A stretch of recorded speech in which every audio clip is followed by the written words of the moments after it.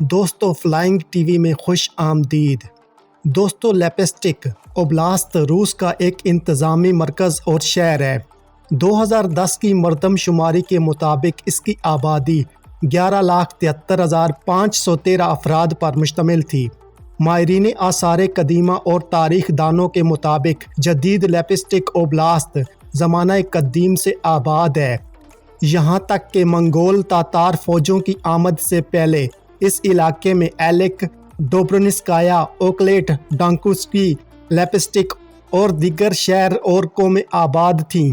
روس پر منگول حملوں کے دوران بہت سے قلعہ بند شہر تباہ ہو گئے تھے۔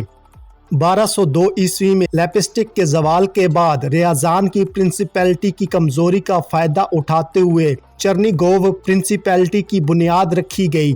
ریاضان کی سلطنت کے جنوب میں نئے حاصل کیے گئے علاقوں میں ریاضان یوکرین کا نام استعمال کیا گیا۔ بیریا اور باقاعدہ فوج کی تخلیق کی وجہ سے سن، بنگ اور اون کی ضرورت بڑھ گئی تھی۔ 18ویں صدی میں بڑی زمینی املاک کی مسلسل ترقی کی وجہ سے لیپسٹک کا خطہ اپنی بھرپور سیاہ زمین کے ساتھ روسی ریاست کا حصہ تھا۔ اس کے بعد یہ اپنے معدنی پانیوں کی وجہ سے بڑے پیمانے پر ریزورٹ ٹاؤن کے طور پر جانا جانے لگا۔ 1917 کے اکتوبر انقلاب اور روسی خانہ جنگی کے دوران بہت سی ثقافتی اقدار، آرٹ اور ادب کے اثاثے تباہ ہوئے۔ جدید اوبلاست کی تشکیل 6 جنوری 1954 کو سوویت یونین کے سپریم فرمان کے ذریعے ہوئی تھی، جو ورونز، ریاضان، تامبوف، تولا اور اوریول اوبلاستوں کے کچھ حصوں سے مل کر ہوئی تھی۔ لیکن 5 سال بعد 1959 میں 12 اکتوبر کو لیپسٹک کو سرکاری طور پر ایک سرکاری اوبلاست قرار دیا گیا۔ لیپسٹک اوبلاست کا چارٹر خطے کا بنیادی قانون ہے۔ لیپسٹک اوبلاست کی قانون ساز اسمبلی کا ایک ادارہ ہے۔ قانون ساز اسمبلی اپنے اختیار کا استعمال قوانین، قراردادوں اور دیگر قانونی کارروائیوں کو منظور کر کے اور اس کے ذریعے منظور کیے گئے قوانین اور دیگر قانونی کارروائیوں کے نفاذ اور عمل کی نگرانی کر کے کرتی ہے۔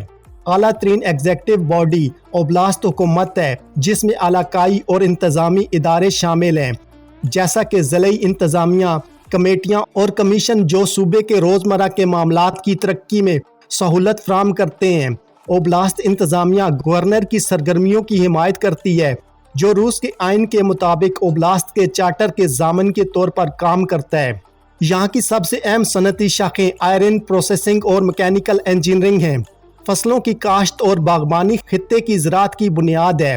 کاشتکاری مویشیوں، سوروں، بکریوں، بھیڑوں اور پولٹری میں مہارت رکھتی ہے۔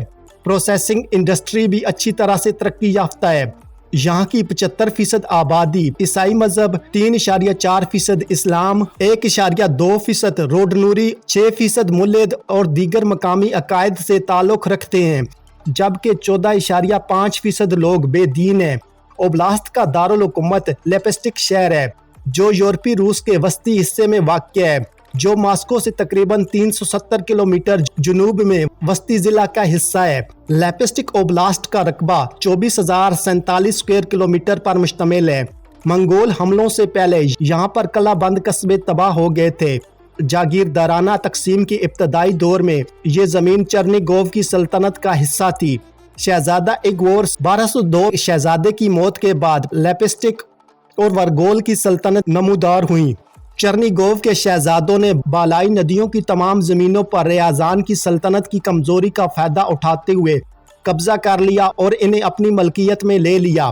خانہ بدوشوں کی اس خطے سے بے دخلی کے بعد خطے کی بحالی کا آغاز ہوا۔ نسبتاً کم وقت میں 16ویں صدی کے آخر میں اور 17ویں صدی کے اوائل میں قلعے کے قصبے ڈینکوف، تالیتس کی پیلیٹس کو دوبارہ تعمیر کیا گیا۔ 1635 میں بیلگو روڈ کی قلعہ بند لائن کی تعمیر شروع ہوئی۔ شمال سے جنوب تک لیپسٹک کے علاقے کی لمبائی 200 کلومیٹر ہے، جبکہ مغرب سے مشرق تک 150 کلومیٹر ہے۔ سب سے بڑے شہر اور قصبے لیپسٹک، گرازیو اور یلٹس ہیں۔ یہاں کی آب و ہوا معتدل براعظمی ہے، جس میں معتدل سرد موسم سرما اور گرم گرمیاں ہوتی ہیں۔